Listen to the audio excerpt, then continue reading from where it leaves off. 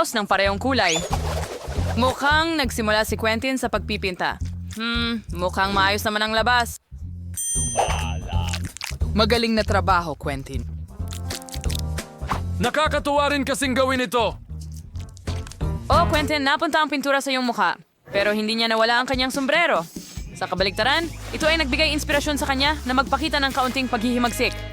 Ano naman kay Mary? Oo, kung magpipinta ka gamit ang nail polish, sa pinakamaganda, matatapos mo sa katandaan. Tila nahulaan din ito ni Mary. O kaya naman siya ay na-inspire ni Quentin na natapos na sa pagpipinta. Mayroon si Mary hindi lamang kompetitibong espiritu, kundi pati na rin ilang ideya. Mukhang nagpasya siyang palamutian ang bahay gamit ang malambot na pink na tela. Napaka-orihinal at napakalambot. Para akong nasa ulap.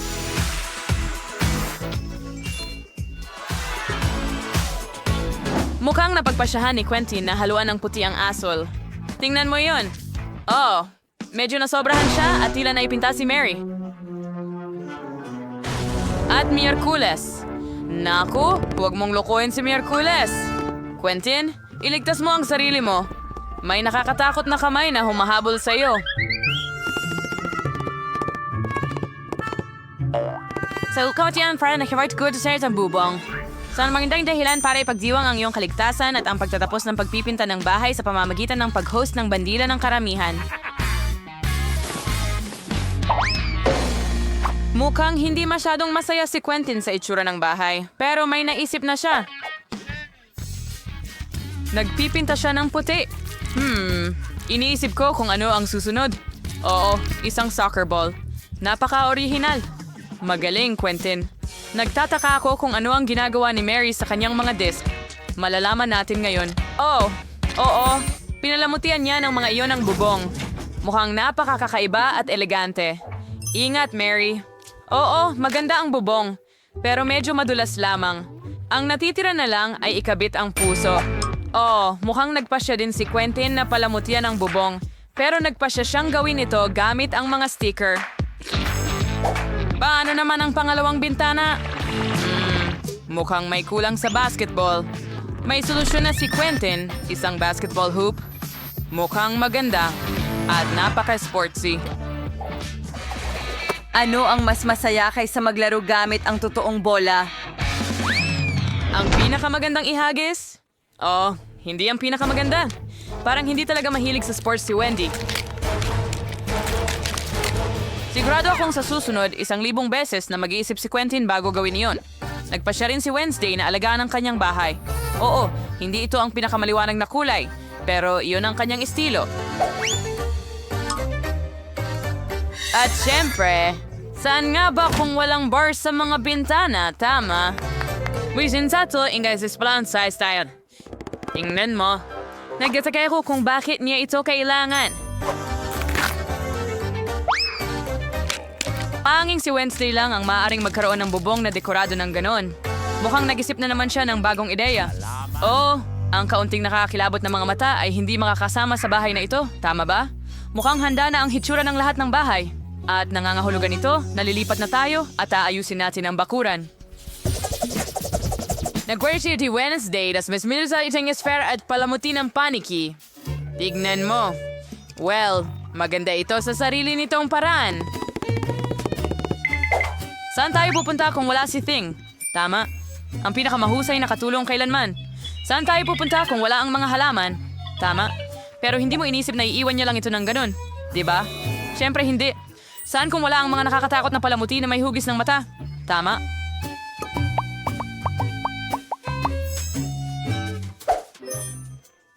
Kaya bakit niya kailangan ng pala at mga buto? Tinatamnan ba niya ito? Ano?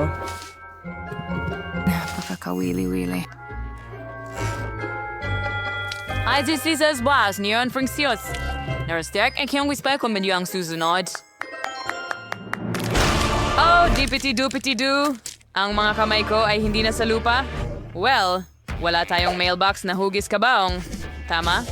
Oo, may estilo talaga si Wednesday. Nakakatakot, pero may estilo. Next year's Quentin sa Slamsayas yung kayong background gamit ang isang hockey stick. Edson Salas Palamut. Meron. Asa sorry, pag-ipinta man daman ang mas sporty na itsura sa bahay na ito? Hindi mo ba naiintindihan? Ngayon, makikita mo mismo. Tingnan mo, ito ay totoong marka ng football. Ananda na sinakwenda na hindi ko nasat. Nagpasya siyang mag-install ng gate. Kaya, kailangan subukan ang bago niyang bakuran. Quentin, tara na! Go! Goal! Magaling, Quentin! Binabati kita! Oops! Nadapa siya sa kung ano. Mukhang maliit na basurahan ito. Pero sa diskarte ni Quentin, madali itong magawang magandang mailbox na hugis palaka.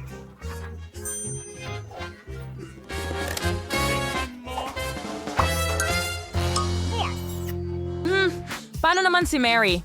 Nagpasya si Mary na magsimula sa isang mailbox. Pero hindi lahat ay ganun kasimple. Papalamutian niya ito at gagawin sa anyo ng isang flamingo. Apakamalikhaing at maganda. And tan sayang tupatis yung iswaing balambot na tali ni Huggy Wuggy. Ana Pink, preserve sa Yarlizi, Halman ay Zarka cute. Isang magandang sargaga na isang pink na flagpole at mga pink na puso sa anyo ng...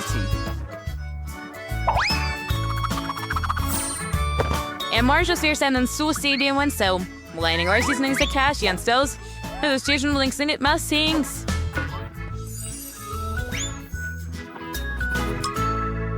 Lang try na siya sa bus tracking, dumado sa perfeksyon na ito at siyan sa pagsasanay ni Quentin. Nako, mukhang magkakaroon ng sigalot sa pagitan ng mga kapitbahay. Ikaw ay anak ng isang... Ay si Wednesday na snarpilem. May sarili siyang atmosfera. May ginawa, cause meron kang binay nagdadala ng mga cocktail ng kusa.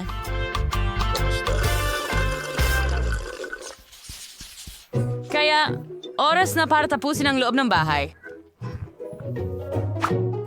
Wow! Hindi mo pwede! Kahit maging Mas malikhain smart. doon. Sige, tingnan natin kung anong gagawin ni Wednesday. Siyempre, nagpasya kang pinturahan ang lahat ng itim na itim. Okay, now, kid. Hey, nong song sa kay Wednesday. Down can for counting decorations on your newest Beniki years you bought 70 ba?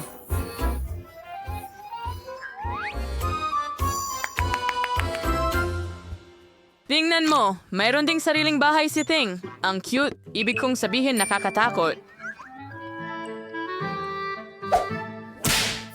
Nagpasya si Wednesday na gawin ang kasangkapan sa susunod. Ay, sorry, ma'am, sa Legan Sages Gulan. Pinlamot yan ilang lampari. Yubungo, and Rizelvan. At ask by siya sa Bayanians candelaring niyo.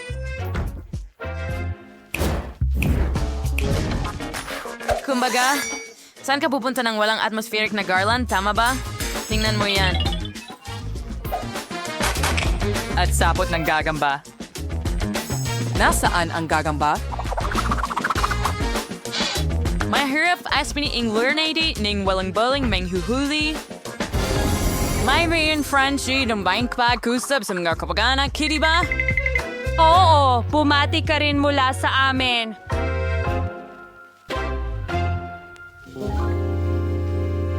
Ano naman si Quentin? Nagsimula rin siya sa pagpipinta. Well, hindi ko pinag-iisipan na magiging mas maliwanag ito kaysa sa lugar ni Wednesday. Wow. Ngayon, nagpasya siyang magdagdag ng mga sticker. Pati na rin ang pagdikit ng mga Lego sa dingding. Tingnan mo yan. Oh, alamin natin kung ano ang susunod niyang gagawin. Isang malaking Lego na tao? Oh, napakalikha at ang astig. Mga holder mula sa Lego. Ginawa niyang hanger ito. Mga holder para sa pag-charge ng headphones. Naging napakaganda at napakamalikhaing resulta. Pero anong gagawin sa natitirang mga detalye?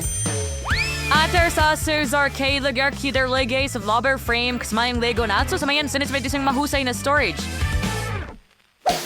Gayon din, nagpa siya si Quentin na magdagdag ng Minecraft at isabit ang mga palakol sa dingding. Gayon din, nagpa siya si Quentin na magdagdag ng Minecraft, isabit ang mga palakol sa dingding at ilagay ang dinamita sa sulok. Tama yan, at ang pag-automate sa mga console para laruin ang paboritong Minecraft ay hindi makakasakit. Quentin, hindi mo ba sa tingin medyo madilim na? Sa kabutihang palad, si Quentin ay may chandelier na hugis skateboard. Mukhang kamangha-mangha lang. Maskain Sarans. Things is listened to. Raymar and Chloe at Waymar and pagkamalikhain dito. Wow. Ako ang taas di Mary. Winto na ni Bar pagdekorasyon din siya ang bahay. Naiksimula si Mary sa pagpipinta ng kulay rosas at hindi na ako nabigla doon.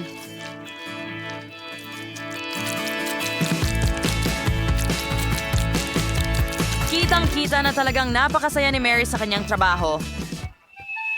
Siyempre, medyo pagod siya.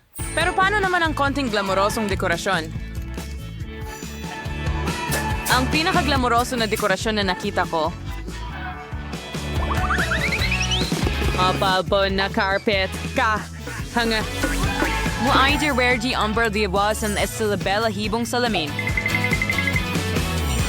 Ang ganitong bahay ay simpleng Hindi kaya. pwedeng walang aparador?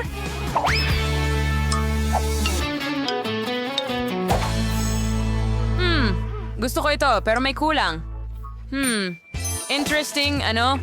Tama, mga poster na may unicorn ay magiging magandang dekorasyon para Ang sa pader. Saan hindi kumpleto ng walang mini stove? Magiging mahusay ang mga garland. Ahoy na pagkapos. Wow. Itingnan mo, nagway na si Mary's Ningalang cookies para ipagdiwang ang pagtatapos ng pag-aayos. Nagpasya siyang magkaroon ng seremonya ng tsa kasama ang kanyang relo na hoggy. Sa tingin ko, hindi sila masyadong magagalit. Makakakuha sila ng mas maliliit na bahagi. Ang gayo, algan kita mal. Heto Marksika. Ang cute at ang sarap. Well, lahat ay nagdekorasyon ng kanilang sariling bahay at magpapatuloy na tayo.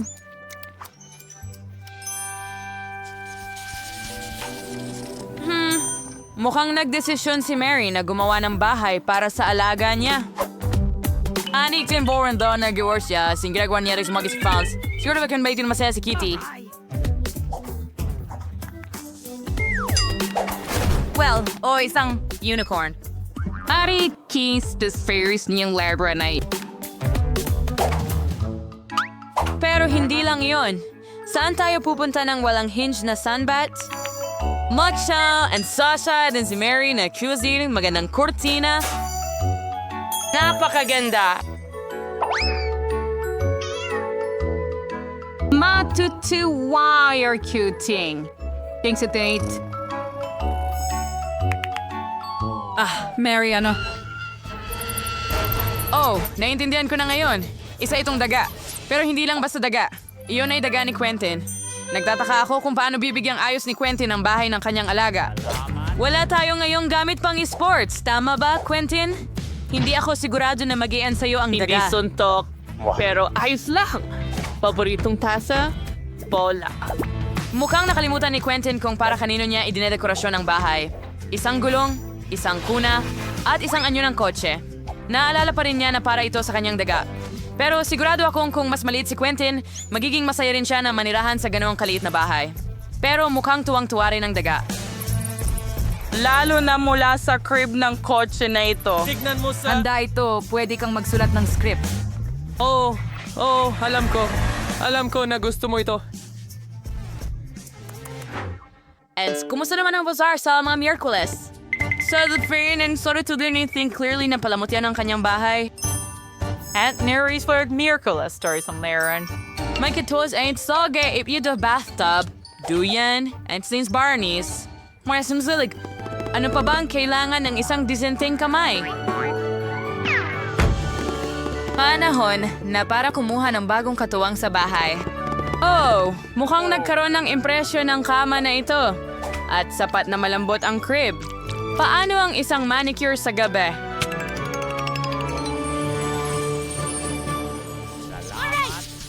Nanpa siya si Mary na lumabas sa kanyang palayan sa gabi at panoorin ang kanyang paboritong multido na mga palabas sa projector.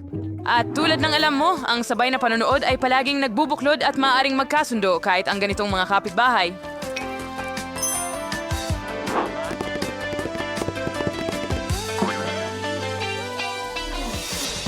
Sana tingnan nyo sa araw ng bida o sa multi-view channel. Hinihikayat naming i-like mo ang video na ito, mag-subscribe sa channel, at tingnan ang mga kapuspalad na mga sandali mula sa paggawa ng pelikula. Kaya, kailangan pa nating umorder ng pintura. High five! Oh, at narito ang delivery. Sino yan? Package! Kumusta? Sumunod ka sa akin! Dito! Super! Maraming salamat! Oh yeah, mga girls! Ito ang kailangan natin! Tara na! Oh yeah! Hindi ko alam ang gagawin. Paano ito gumagana? I-drill ko ang lahat dito? Oh, wow, masyadong mabigat! Gumagana ito ng perpekto!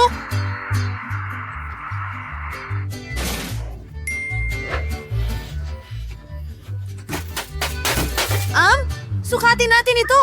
Trabaho! Oh yeah, hinay!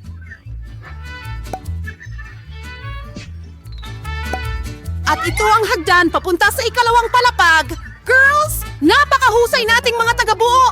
Oh yeah, ang dilaw na kahon ay para sa akin. Oh, berde! Asul, pula, isang buong timba ng pintura, dilaw na spray, at may roller ako, may brush ako, mabalahibo. Tara, simulan na natin ang trabaho. At sige, Kailangan nating pinturahan ng dilaw ang lahat dito. Isang smiley face. At ngayon, tapos na! Lahat ay dilaw! Ang paborito kong kulay. Oh! Isang segundo at tapos na tayo. Oh, guwantes para hindi marumihan.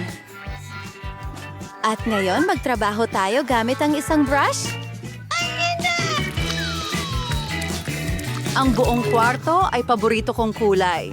Hurrah! O sige, gamitin natin ang roller. Iyan na. Ngayon lahat ay berde. Hey mga babae, mahusay tayo? Hindi. Tama hindi. yun. Kailangan din nating palamutian ang silig. Talaga? Ano ang meron ako dito? Oh! Ang gaganda ng bulaklak! Kukuhanin ko silang lahat! Ngayon, itatapon ko ito sa pader. Wow! Ang ganda ng kinalabasan! Ano pa ba ang nandyan? Oh! Unan! Well, hindi pwedeng wala sila. Ngayon, may sulok na ako.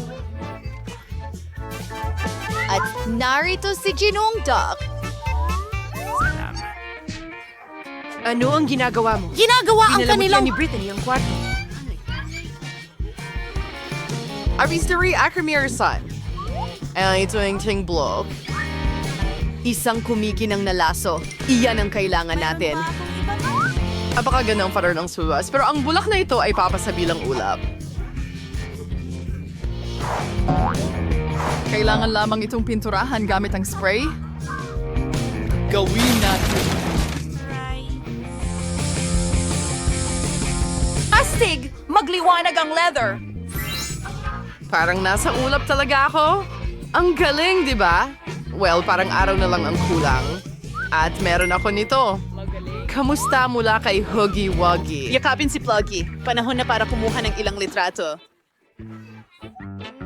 Ano? Dinisenyo niya ang kwarto? Gusto ko rin iyan! Kaya, ano ang meron ako dito? Oh, isang orasan! Mahusay! Kahit na, hindi! Siguro ito? O ito? Mahusay! Malalaking labi! At mga pilik mata!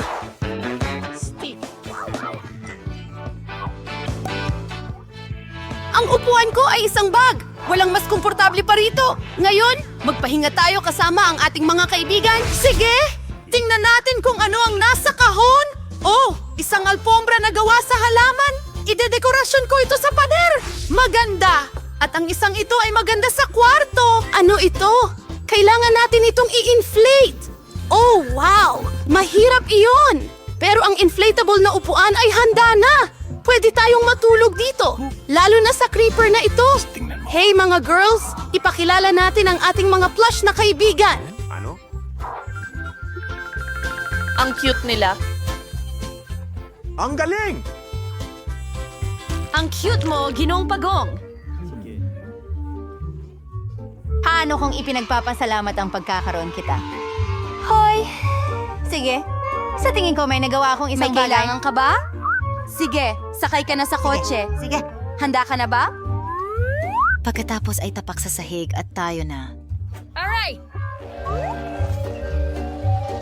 At ngayon, balik na. Oh, ano? Uy, Ibon, tignan mo, isang mansanas. Kita mo, mansanas? Okay, isang paru-paro. Kita mo, paru-paro. Oh, ano yun? Ayos lang yan? Hi, fish. Kamusta ang package? Sa tingin ko, mas magugustuhan mo ang aquarium na ito. Uy, saan ka nagtatago dyan? Peekaboo! At narito ka! Salamat. Oh, mga sisiw, ang cute ninyo. Sobrang gusto ko kayo. Aba, posible pa bang maging mas cute pa? Maglaro kayo sa isa't isa. Mahal na mahal ko kayo. Wala akong salita para ilarawan. Kayo ang pinakamagandang nilalang sa mundo. Kamusta, mga baby ko? Napaka-cute! Tingnan mo sila!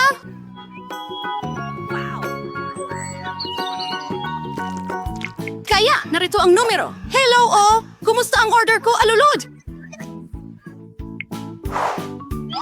Oh, mukhang nandito na sila. Talagang ang delivery ito! Kamusta? Oh, narito na ang aking refrigerator. Paalam! Punta tayo agad sa kwarto. Ano? Saktong-sakto ang sukat. Pero ano ang nasa loob? Oh, ang daming candy. Julie, kakulay mo ba sila?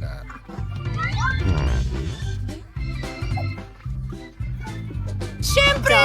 Heto na! Kumuha ka na at kukuha ko ng ilang KitKats. Wow! Ang sarap! Ano, Kate? Sige. Oo! Bagay sa'yo ang pula! Sige, eto na! Enjoy mo ang pagkain mo! Naayos na ang lahat! Oh, mabagsik na Skittles. Kaya parang walang nanonood.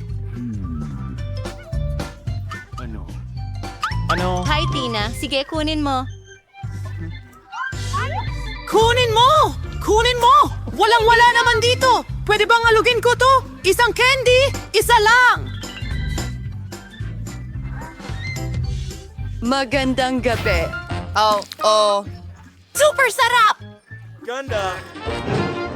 Mahilig ako sa KitKat! Ang sarap! Kaya nandito na lahat ng matatamis. Oo, ang astig!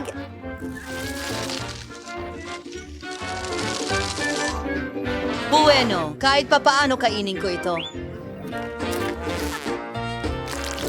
Oh, oo! Tara na! Ano? Oh, hindi! Nawala ng baterya! Anong gagawin ko? Oh, tama! Ang kahon! Anong meron tayo rito? Isang screen at isang PlayStation para rito. Hey, Julie! Oh,